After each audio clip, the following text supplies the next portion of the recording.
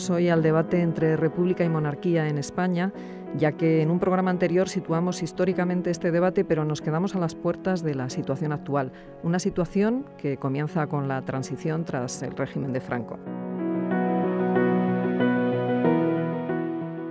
Nos acompañan hoy de nuevo en el programa Ángeles Ejido León, catedrática de Historia Contemporánea en la UNED. Buenos días, Ángeles. Hola, buenos días, Clara. Abdón Mateos López, que es catedrático de Historia Contemporánea también en la UNED. ¿Qué tal, Abdón? Hola, ¿qué tal, Clara? Y Mathieu de Teillac, que es corresponsal en España del diario francés Le Figaro y de Radio France. ¿Qué tal? Hola, Clara. Buenos días. Bueno, pues si os parece, vamos a hablar de la situación actual, pero como decía en la introducción, una situación que comienza a partir de la transición, ¿no? Y podemos hablar de qué ha representado la monarquía y qué representa el republicanismo hoy. Realmente en la transición la monarquía nos vino impuesta, fue un pacto, en fin, ¿qué pensáis de todo esto, Abdón? Bueno, digamos que la monarquía viene institucionalizada ya en el año 69 por el propio Franco, ¿no? La monarquía de Juan Carlos de Borbón, que sería Juan Carlos I, a partir de noviembre del año 75. Yo creo que en esos años no hay un debate muy fuerte, en los años del tardofranquismo, sobre monarquía o república. Es más bien una bandera de la oposición democrática que tiene para conseguir una transición a la democracia, ¿no? Es decir, una bandera que sabía que la monarquía tenía que legitimarse con el consenso de la oposición antifranquista, ¿no? Y sobre todo la oposición de izquierdas, pero también nacionalistas. Y eso es una carta que se juega hasta el propio debate constitucional. Hasta el propio debate constitucional pues hay una enmienda y un voto particular que se plantea en la Comisión Constitucional, pero que es derrotado. Es decir, sí es cierto que en las Cortes elegidas en el año 77, por supuesto no hay un plebiscito sobre monarquía o república, pero tampoco hay un voto expreso sobre monarquía o república en las Cortes que van a ser constituyentes, porque ya existía la monarquía.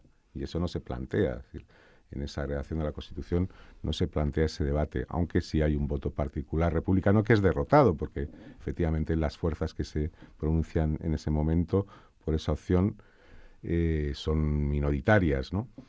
Y además es que en las primeras elecciones del año 77 no habían sido legalizados los partidos republicanos, también hay que decirlo, eso es importante, ¿no? Yo creo que es que el consenso que se hizo, hay que tener en cuenta que salíamos de una larga dictadura, de un régimen complejo y todos los partidos y toda la sociedad implícitamente estaba de acuerdo en conseguir por encima de todo un régimen democrático. Y eso se llevó por delante a los partidos republicanos, pero se llevó por delante a los partidos republicanos de una manera expresa. El único partido que no se legalizó para presentarse a las elecciones del 77 fue ARDE. Bueno, no se legalizó porque en sus siglas llevaba expresamente el adjetivo republicano. Entonces, bueno, los miembros de ARDE siempre hacían referencia a una entrevista con Manuel Fraga en la que les dijo expresamente, si quieren ustedes presentarse a las elecciones, quiten de sus siglas el adjetivo republicano. Y claro, si quitaban el adjetivo republicano, lo quitaban todo. Evidentemente había una intención de que el término república no apareciera por ningún sitio.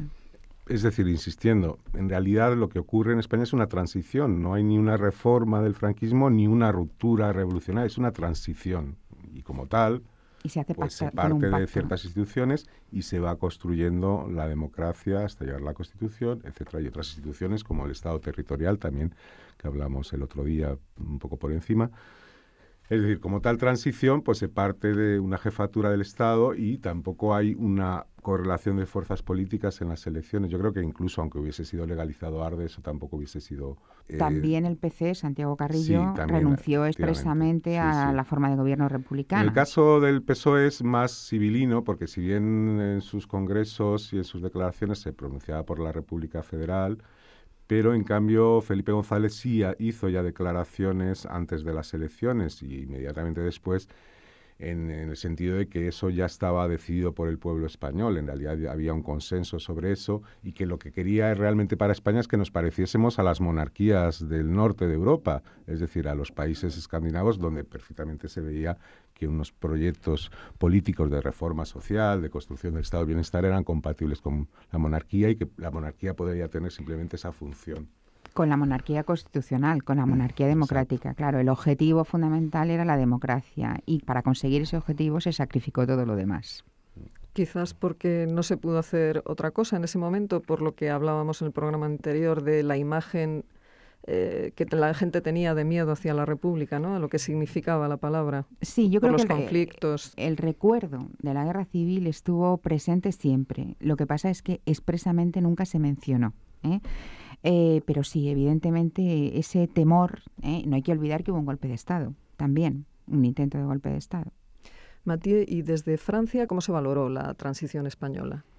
Yo no había nacido, pero debo decir lo que me han dicho ¿Qué has oído? Mis padres y mis profesores, ¿no? Hombre, por una parte se ha admirado que se hiciera una transición sin sangre, o con poca sangre, por decirlo de forma exacta. Y creo que ahora los franceses pues volvemos a mirar igual, los que se interesan por España, por su historia política, la transición española, también por el debate actual sobre monarquía o república, o el debate que hubo en la abdicación de Juan Carlos I. Yo intento explicar a los franceses que hay como dos generaciones de republicanos, los que estuvieron en la transición y ese más de 60% de españoles actuales que no estaban en edad de votar la Constitución en el 78, por ejemplo, que tienen, creo, otro acercamiento a la República y otro acercamiento a la monarquía que una parte significativa de ellos ve, si no impuesta, pues al menos que ha surgido sin que se le consultara, ¿no? Y sobre los miedos a la República, o si era la monarquía constitucional lo más lejos a lo que se podía llegar en los años 70. Hay un argumento que es casi un chiste de humor, no sé si humor negro, pero de humor o de ironía. Creo que era un manifestante que me decía, bueno, es que en el 78 nos decían, si queréis democracia, no podemos meter a la República porque ahí están los militares y entonces es lo que hay. Votad eso porque no se puede ir más allá. Y ahora nos dicen, pues si no estáis de acuerdo con la monarquía, no haberla votado en el 78. Esa es un poco la trampa, ¿no? Que es un chiste, entonces exagera un poco la realidad y la simplifica mucho, pero creo que sí da una parte también de esa realidad, de cierta gente que se siente un poco frustrada por no haberse podido pronunciar. Y creo que ese miedo se ha transmitido a la generación que sí han vivido el proceso de transición y otra generación que al revés no ve porque no se puede poner todo encima de la mesa. Abdón, Ángeles, ¿vosotros también creéis que es una cuestión generacional?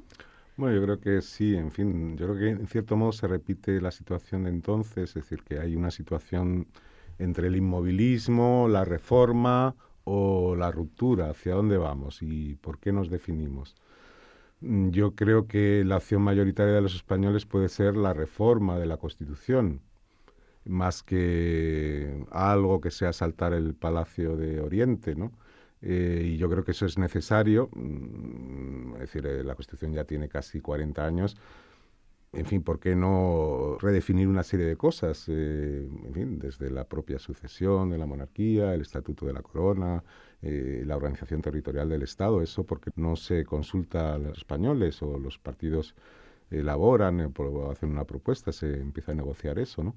Yo creo que eso en realidad sí que tiene algo de paralelismo con la situación en el momento de la transición. O sea que estamos quizá en un momento de transición de sistema político y de régimen. Sí, yo creo que hay que normalizar el debate, olvidarnos ya de los miedos que forman parte de la historia. Las nuevas generaciones yo creo que no tienen esa visión catastrofista, ¿no?, que todavía nosotros teníamos de la guerra civil, de la Segunda República, de los golpes de Estado y todo esto, ¿no? Afortunadamente no es así.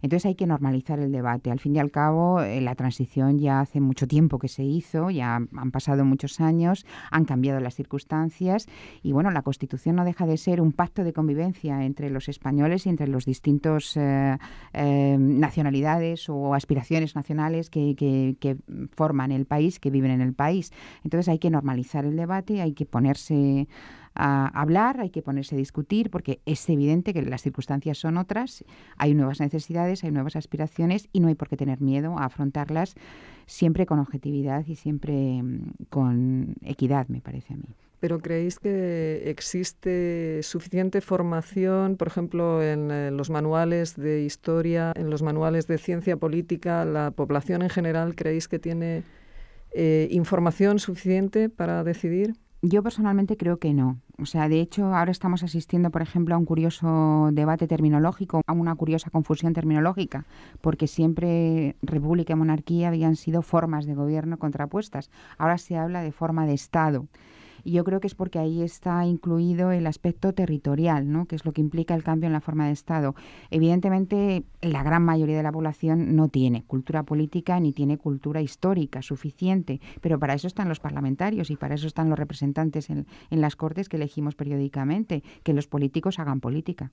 Yo quizá también puedo responder autobiográficamente. Yo sí voté con recién cumplido los 18 años la Constitución. Y para mí recuerdo que en el año 81, que fui al primer Congreso de Historia, era el cincuentenario de la Segunda República, para mí la República, y tenía 20 años, me parecía casi un mito. O sea, era algo que me resultaba tremendamente atractivo, dada mi vocación de historiador, y algo que además también se me hurtó después como estudiante, no solo de bachillerato, sino como estudiante de carrera, de facultad, ¿no? Tanto en políticas como en historia. El programa de Historia Contemporánea de España acababa en el año 31, prácticamente en los 4 problemas, el problema militar, la reforma agraria, pero nada más. Yo creo que hoy sí en los libros de texto, tanto de bachillerato como de universidad, se estudia normalmente el tema de la Segunda República y se llega pues prácticamente hasta el momento de la transición, nada más, por supuesto, hasta la Constitución del 78 y nada más.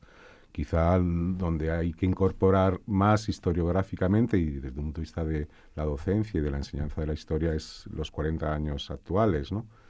Esos 40 años que vamos a cumplir después de Franco, ¿no? Precisamente en este año 2015, ¿no? ¿Creéis entonces que la reivindicación de la República, por ejemplo, cuando vemos banderas republicanas en algunas manifestaciones, es meramente coyuntural o no?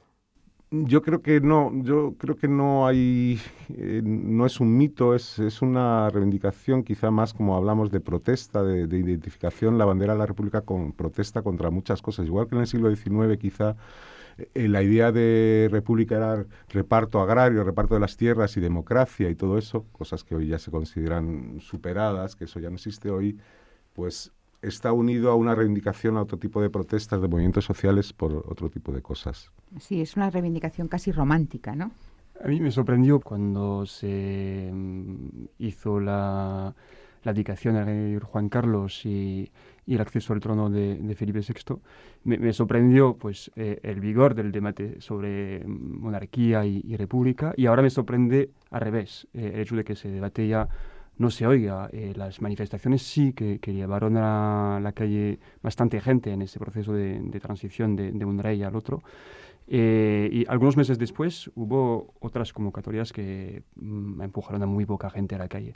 Creo que tiene que ver con la propia naturaleza de la monarquía, que es por definición personalista, y que pues la gestión personal de sus funciones por Juan Carlos I al final de su reinado era un problema para la institución, y que de momento lo mínimo que se puede decir a favor de Felipe VI es que no ha hecho ruido, no ha molestado a sus ciudadanos que tenían otras preocupaciones, y entonces creo que le han dado ese no sé si ese voto de confianza, pero por lo menos una abstención, ¿no?, sobre su gestión o sobre su principio de reinado.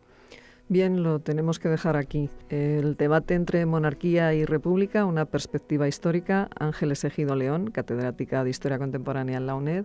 Abdó Mateos López, catedrático de Historia Contemporánea también en la UNED. Y Mathieu de Teillac, corresponsal en España de Le Figaro y de Radio France. Muchísimas gracias a los tres por habernos acompañado hoy en Sin Distancias. Muchas gracias. Gracias, hasta luego.